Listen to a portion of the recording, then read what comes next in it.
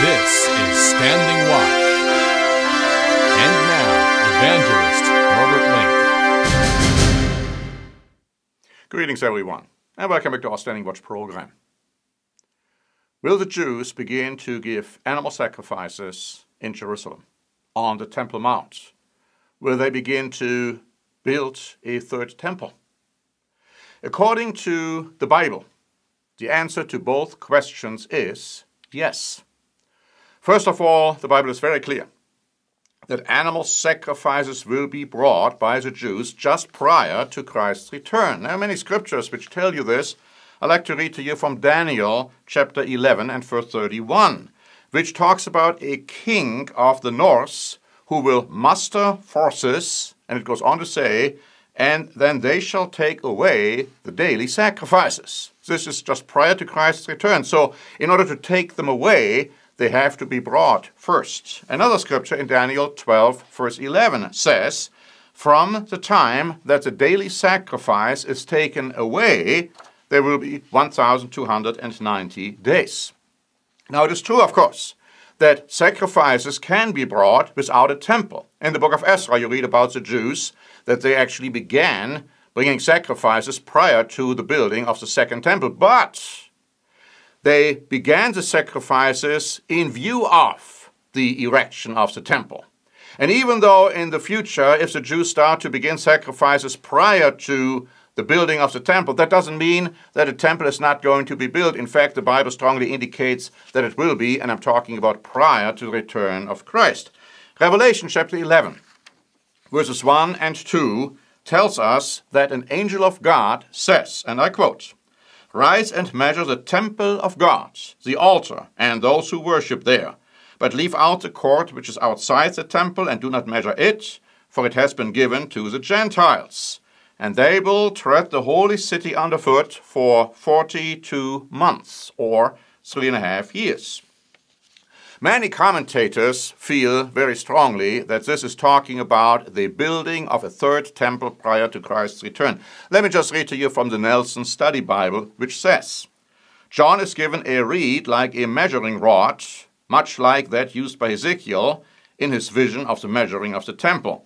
This is a temple of the tribulation period that will eventually be desecrated. Luke 21:24 prophesies that the Gentiles will tread the holy city underfoot until the times of the Gentiles are fulfilled. Apparently, the period of 42 months is a conclusion of the times of the Gentiles. Gentile here may also be translated nations. Here is another scripture which is very important to understand. A scripture in 2 Thessalonians chapter 2, verses 3 and 4, where Paul has this to say, let no one deceive you by any means, for that day, he's talking about the day of Christ's return, will not come, unless the falling away comes first. We are talking about a falling away from the truth. This is talking to true Christians. They are being warned not to fall away from the truth prior to Christ's return. He goes on to say, and the man of sin is revealed, the son of perdition, who opposes and exalts himself above all that is called God or that is worshipped, so that he sits as God in the temple of God, showing himself that he is God. And then we read in the same chapter in verse 9 that the coming of this lawless one, this man of sin, is according to the working of Satan, with all power, signs, and lying wonders. Now notice what the Ryrie Study Bible has to say about this passage.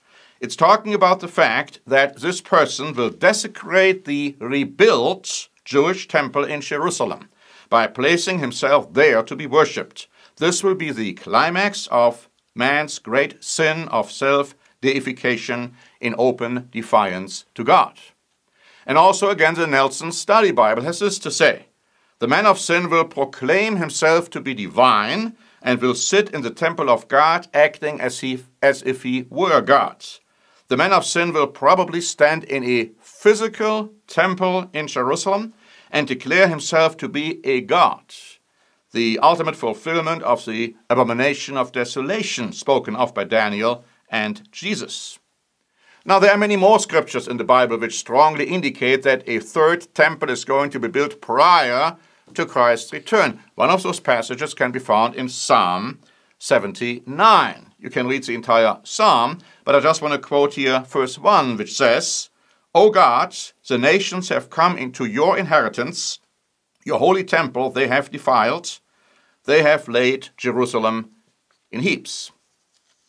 Now we have prepared several booklets which go into the issue of the building of a third temple and the beginning of animal sacrifices in Jerusalem, culminating in the return of Jesus Christ.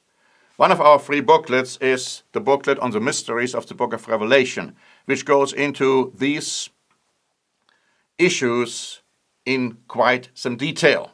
Now, this is a booklet free for the asking, and you can receive a free copy by just sending your request to us, either by email or, of course, you can also send it to us via postal address. Now, we also are preparing a weekly update. A weekly update which goes into many different things. It goes into biblical prophecy. It goes into current events. It goes into an editorial and other things of valuable information. The update, which is number 615 for November 29, 2013, actually, this is an update talking about what I'm discussing here today, goes in great detail into some events, current events, which are taking place in Jerusalem. And you can also receive a free copy of our update via email.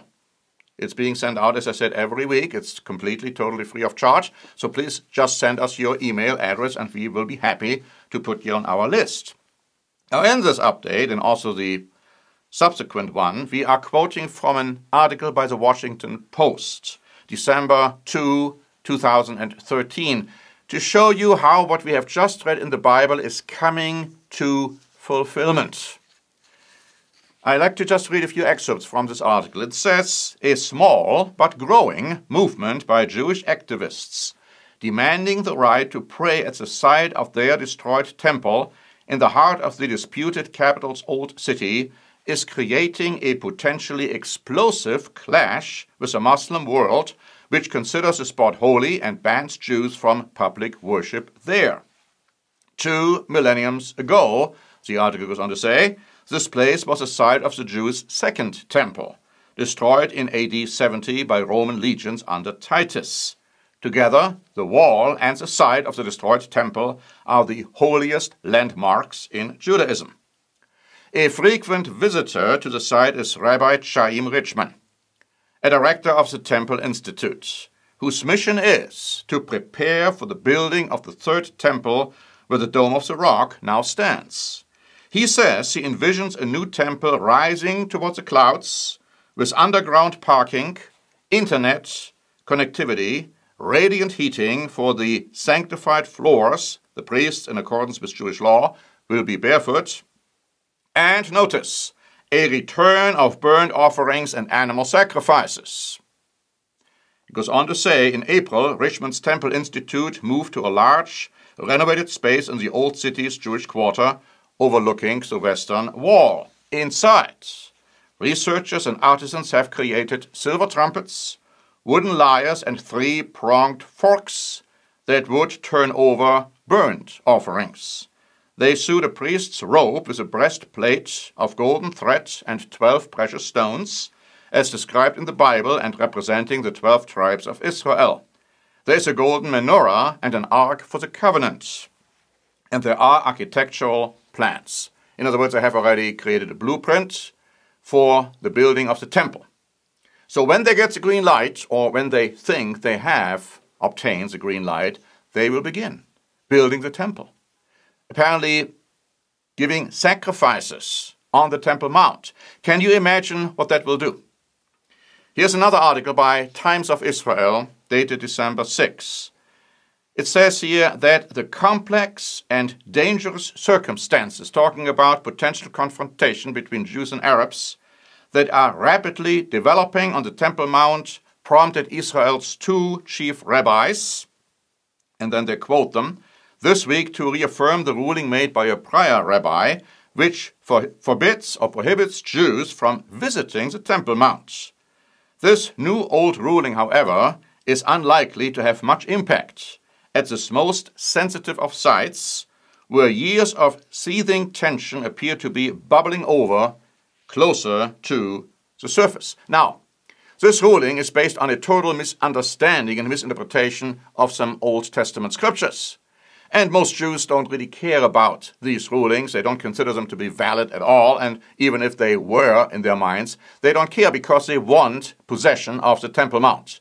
And this desire to build a temple there is growing and growing. And of course, with it comes, obviously, the bringing of animal sacrifices. And now the Bible tells us when that is going to happen, a power, a force will invade. It talks about the king of the north in this place we have just read in Daniel. It also talks about the beast in the book of Revelation. It talks about this king of Assyria, this modern king of Assyria in other places. These forces, European forces, will come in to invade the Middle East, apparently in order to make an end to this uproar which is going on there at that time. And it will be in fulfillment of biblical prophecy, because the Bible tells us when that is going to happen, then Jesus Christ will return. It will also, of course, bring about the Great Tribulation, a time so bad, so terrible, which has never happened before and which will never happen again. And the Bible tells you, my friends, that if Christ would not intervene at that time, no human being would be saved alive. In this article by the Times of Israel, a rabbi is quoted as saying, if a fire erupts here, it will ignite the entire world. And yes, indeed, it will. And so Europe will come in and will try to stop it, but won't be able to, and making only matters worse. So if you want to keep apprised as to what is going on and how all of this, what we are hearing in the news, is related to biblical prophecy, please ask for our free weekly updates, because it goes into all these details and much more. And here, again, I also ask you to read our free booklet. Write for it. You can also read it online on the book of Revelation. And it will open your eyes, and you will hear and see things you have probably never heard or seen before. So thank you very much for listening. This is Norbert Link for the Standing Watch program.